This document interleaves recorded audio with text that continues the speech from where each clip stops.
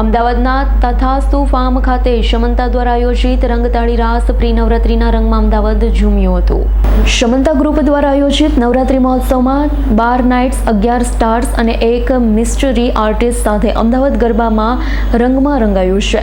અમદાવાદ ખાતે આવનાર નવરાત્રિ પહેલા એક પ્રી લોન્ચ કાર્યક્રમનું આયોજન કરાયું. શમંતા ગ્રુપ ઓફ કંપનીઝ દ્વારા આયોજિત આ ખાસ સાંજમાં નવરાત્રિના 12 દિવસને રોમાંચક અને યાદગાર બનાવવા માટે પસંદ કરાયેલા પ્રતિભાશાળી કલાકારોની યાદી સૌપ્રથમવાર જાહેર કરવામાં આવી. આ પ્રસંગે પ્રેન્કના રાજા એવા આરજે મિત પ્રથમવાર અમદાવાદમાં પરફોર્મ કરી કલાકારો તથા સૌને આશ્ચર્યચકિત કરી દે તેવા એક મિસ્ટરી આર્ટિસ્ટ સુશાંત ઉર્ફે રાણી કોહિનૂરે પોતાના અલગ અંદાજમાં અવાજ દ્વારા જાદુ વિખેરી લોકોને ગરબા રમતા કરી દીધા. ઉપસ્થિત આયોજક અને કલાકારો દ્વારા પોતાની પ્રતિક્રિયા અપાઈ હતી.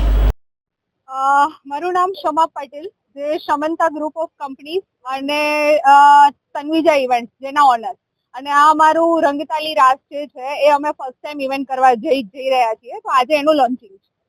ખાસ કરીને શું કાર્યક્રમ રહેશે, કોણ કોણ પધાર્યા છે એના વિશે ખાસ. આજે અમારા જે 10 આર્ટિસ્ટ છે, જે 10 દિવસના 10 આર્ટિસ્ટ છે અમારા, એ બધા જ અત્યારે આવેલા છે કે જેનું અત્યારે તમને 1 by 1 બધા સ્ટેજ પર આવશે. અને એક મિસ્ટ્રી કલાકાર છે કે જેના માટે તમારે બી થોડી વેઇટ કરવી પડશે, જેને હમણાં ટૂંક સમયમાં જ અમે લોકો એનું નામ અનાઉન્સ કરવા જઈ રહ્યા છીએ. ખાસ કરીને કોઈ લિસ્ટમાં બોલાવવામાં આવ્યા હોય, ખાસ તમારા એમના તરફથી કોઈ નામ હોય? અત્યારે જે એસીપી છે, આરબી ભાવસાર સાહેબ છે, મેયર છે, એ બધા અવેલેબલ છે અત્યારે અહીંયા ગ્રાઉન્ડ પર. ખાસ કરીને નવરાત્રી પહેલા કરવાનું તમારું કારણ શું?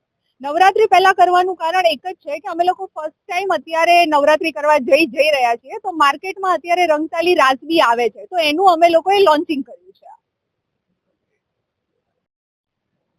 મારું નામ તુષાર છે, તુષાર પટેલ, અને શમંતા ગ્રુપ આ વર્ષે ફર્સ્ટ ટાઈમ રંગતાલી રાસ નવરાત્રીનો કાર્યક્રમ યોજવા જઈ રહ્યું છે.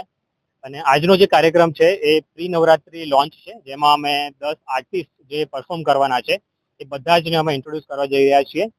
અને પ્રી નવરાત્રીમાં જે સ્પેશિયલ આર્ટિસ્ટ આજે આવવાના છે, જે ફર્સ્ટ ટાઈમ અમદાવાદમાં પરફોર્મ કરી રહ્યા છે, એમને પણ અમે આજે ઇન્ટ્રોડ્યુસ કરવા જઈ રહ્યા છીએ.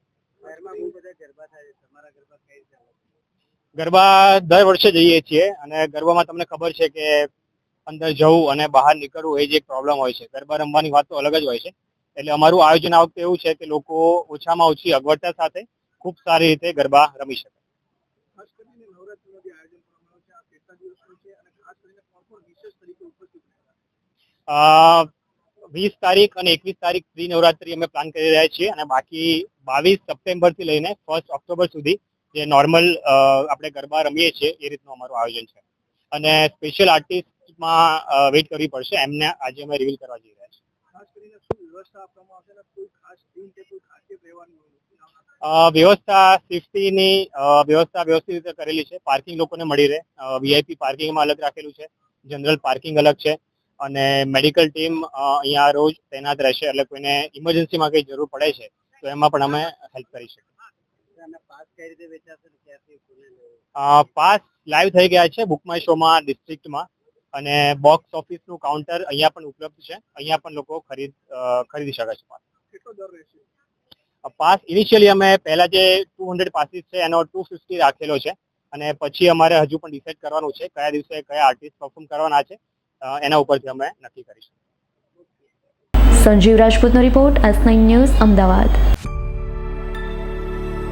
અમારી તમામ માહિતીથી અપડેટ રહેવા માટે જોડાયેલા રહો S9 ન્યૂઝ સાથે.